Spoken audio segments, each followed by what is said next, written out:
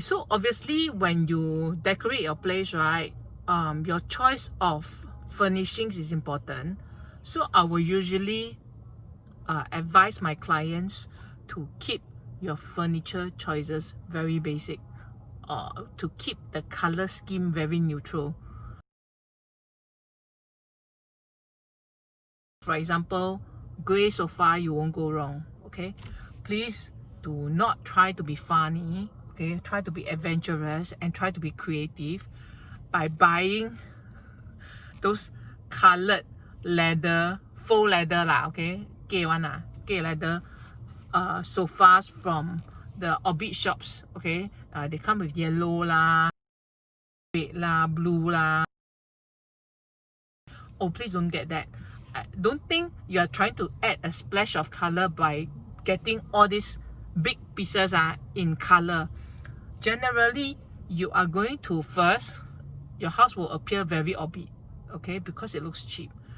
Then after a while, right, you will get sick of it because it's such a big jarring piece of furniture in color. So my advice to client is always get neutral colors. Okay, gray, you won't go wrong one for your sofa. Of course, you don't buy the very okay, I have this thing against recliner sofa lah. I feel no matter how you make your house very nice, once the recliner sofa goes in, it spoils the look. But of course, I can't fight against comfort. So half the time I lose to recliner sofa one. But just telling you offhand, recliner sofa 很难美. So I am saying keep your sofa choices, chair choices all very basic. Then you throw in your colors in terms of other accessories like pillows, rug, carpet, plates, bowls, stools, poofs.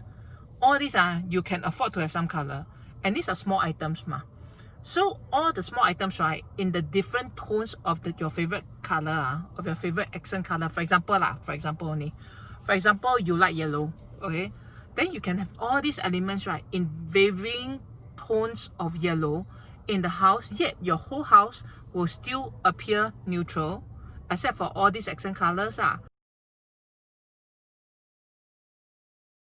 And the moment that you decide, now the whole yellow mood is gone already, I'm going to go green, you can straight away change out, and your whole room, right, or your whole house can be transformed immediately by having again green cushions, green stools, green poofs, green coffee tables, small ones, green vase, etc. So that is my trick to always keep your furniture and big items neutral in color. Then you throw all the colors in terms of smaller accessories.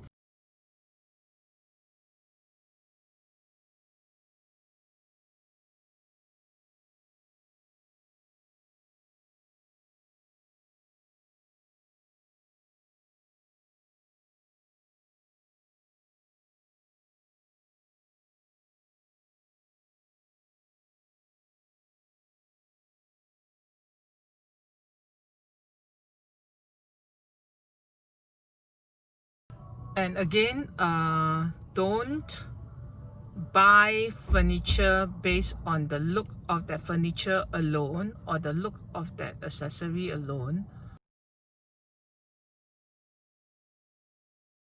because everything has to work in harmony for all your decor pieces. The moment you decide to judge each piece by themselves, isolated, then you're dead, because you end up with all the furniture looking nice by themselves, but they cannot work in tandem with each other to hold the look together. So that is the common mistake that homeowners make. They view items in isolation instead of imagining them working with the rest of the other accessories and furnitures. So that is very important, okay, to look far, not to have a myopic view on things, to have a bigger picture in mind and imagine how it will turn out if I match this with this, with this, with this, okay. This is very important. Another important thing is to be very aware of your furniture's size in relation to your space. I have so many people telling me, oh, they like nice big sofas, nice big TV, everything also nice big, but your house is so small, right? So must be realistic, because even you have the biggest house, right? Once you put in ginormous furniture pieces inside, your house will become cramped already. So everything is about balance. Everything is about proper proportions. So that one is very important lah. Don't buy big furniture so that you can laze around in it lah. Normal size will do lah. You can still laze in it, alright?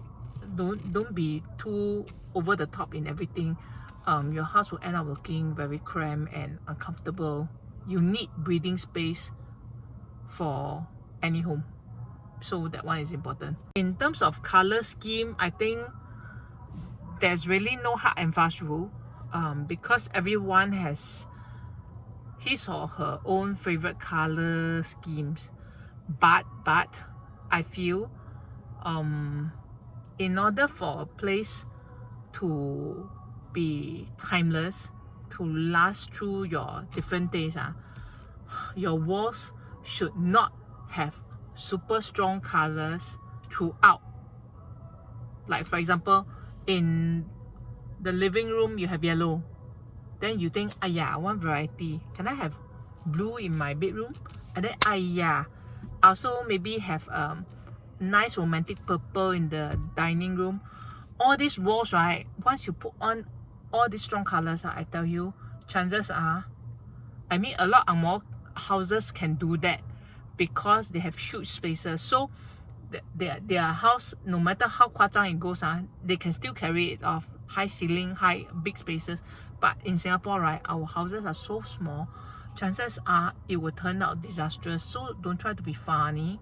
If you want some accent color to splash on the wall, can keep it to one wall, or maximum two walls. Don't try to be funny, okay? The thing is, a lot of people tell me, black and white very boring leh. Black, white, grey very boring leh. Can we add more colors to it? Then there are more colors means rainbow colors. To me, you can still have colors, okay? But it does not need to be multi-color until it's so cheery like Teletubby. Don't need to. 2 colors can also constitute colorful if you know how to play around with it. 3 colors is the max. Don't try to be funny and think many colors equals fun, equals cute, equals interesting. It doesn't work that way lah. Especially if you don't have strong taste to begin with, then I think you are just opening up a can of worms. Trust me. Okay. So that's the color thing to note. Then I think you should also try to be open to having patterns in the house. By patterns, I mean bolder patterns, so that a few pops of bold patterns here and there, right,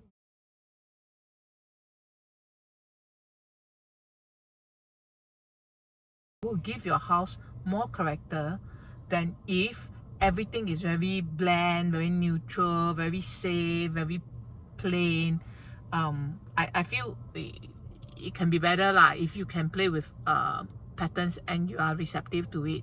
So who is stopping you from, for example, just going to all the fabric shops and buy nice bold patterns and then make into various things to spruce up your place. So having bright colors here and there, I feel is not enough.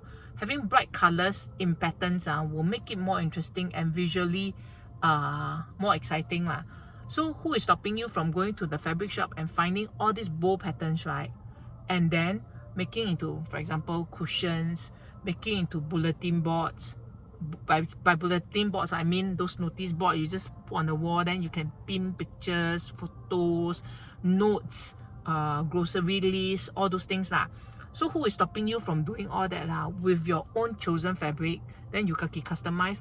Of course, I cannot teach you how to customize lah. You have to Google or YouTube lah. But a lot of examples of how the Angmos do it in their countries, they just buy a piece of cloth, okay? Then they buy a piece of sponge, and then they have a piece of wood, and then wrap, right? Then they staple, right? Then it becomes a bulletin board already.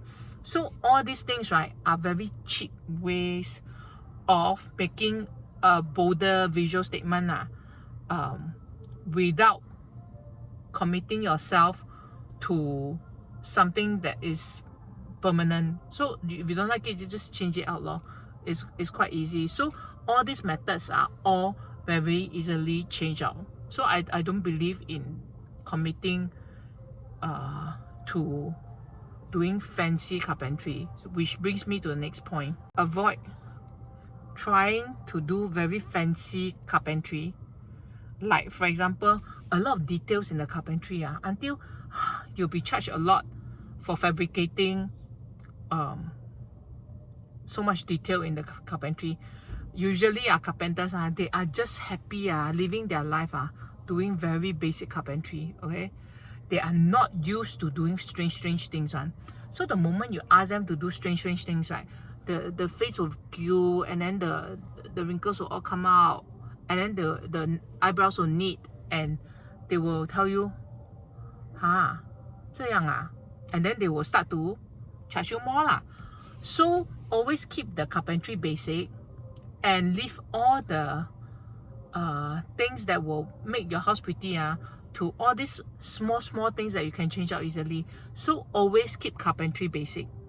I've seen IDs recently only. I've seen IDs doing all kinds of funny things to the walls, to the carpentry, right? Like use 3-4 types of laminates for one area, like kitchen, then or the wall, right? All the funny wallpaper all mishmash one. Like this portion is one wallpaper, and then suddenly there's a chipboard, and then there's another wallpaper. That is like a material showcase like that. Oh, to me, all these over the top things are just over the top without the aesthetics. So don't open up a can of worms lah, you know. Keep everything basic. Keep to the methods you know how to make it interesting. Mixing and matching textures can be done. It's not say cannot be done. It can be done if you have the eye for it. But unfortunately, a lot of these IDs don't have the eye for it. End up, they do funny things thinking that they are creative, interesting, exciting, but they are not lor. It's just an eyesore. So every time I see all this, right, I will like think to myself, what the shit is this person thinking? So to me, the designer is always the first line of this defense for design and the last line of defense. First and last line.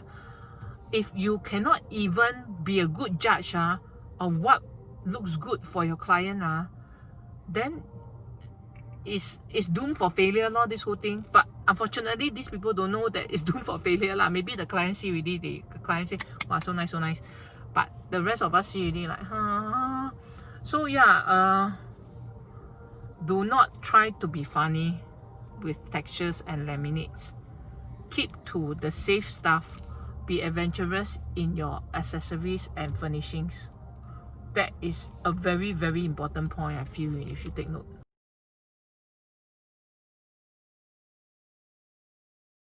Another important thing I feel is try to be more adventurous in your choices of accessories. Don't limit yourself to whatever you can buy off the rack in stores, because there are a lot of nice accessories that you can only purchase online. Then please be open and not 怕这个怕那个 like 顾前顾后 then end up you will have a very boring safe house like nothing wrong. You get your items delivered on time because you bought from stores but then they are going to be very boring because selection in Singapore is generally very limited. So be a bit more adventurous and don't think, yeah, I buy already, then I don't know how the quality, then I don't know how the look, I don't know how there are a lot of uncertainties in life, you know.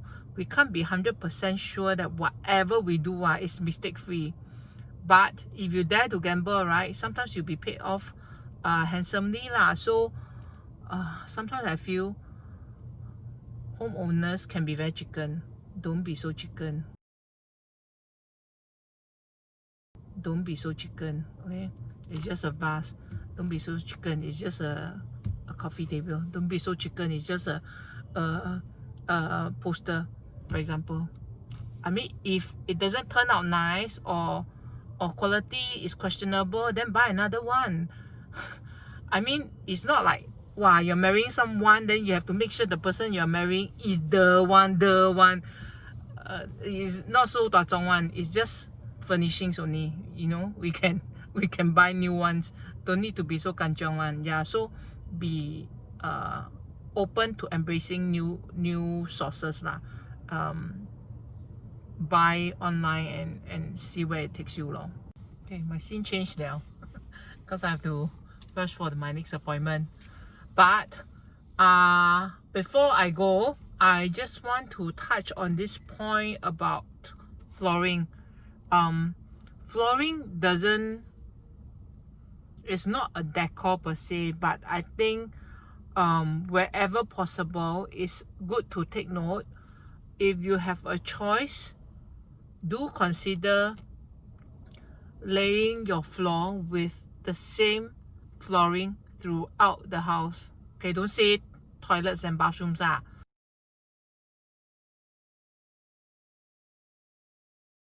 so that your house will have a greater sense of space, means more spacious Don't just because you think it's very sayang to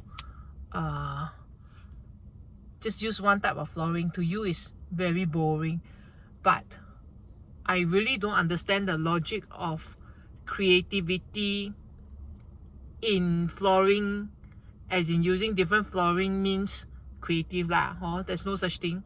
So in order to just let the other areas shine, right, your flooring should ideally be the same throughout the entire house so that your house looks bigger and other things can stand out more. By having different flooring, right, for different areas, you're essentially chopping up the segments of your house, and visually, right, it doesn't give a sense of spaciousness. So this is something I feel needs to be highlighted because a lot of people don't know, and it's a very Asian thing. Whenever they have a choice, they will want a choice. But to me, right, all this variety is overrated, whereas seamlessness, I feel, is the new goal. So instead of hearing people say so instead of having variety for the sake of variety, right, I think it's better if we have seamlessness and let variety shine in other areas where it's supposed to. So don't try to be funny and try different flooring just for the sake of it, or just one small space pack in like 5 different types of laminates or 3 different types of laminates and all to match one. Wow, those kind is doing for the sake of doing. Variety for the sake of variety, to me, is pure nonsense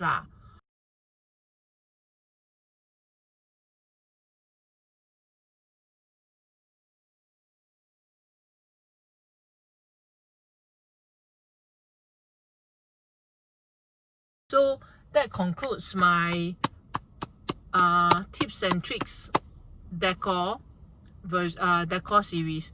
But of course there are a lot more things that we should touch on, or I need to touch on. where home decor is concerned and where renovation is concerned. But this is not episode lah, huh? This one is purely for decor only. I hope I've answered your queries. Do let me know how you feel by leaving comments. Thanks.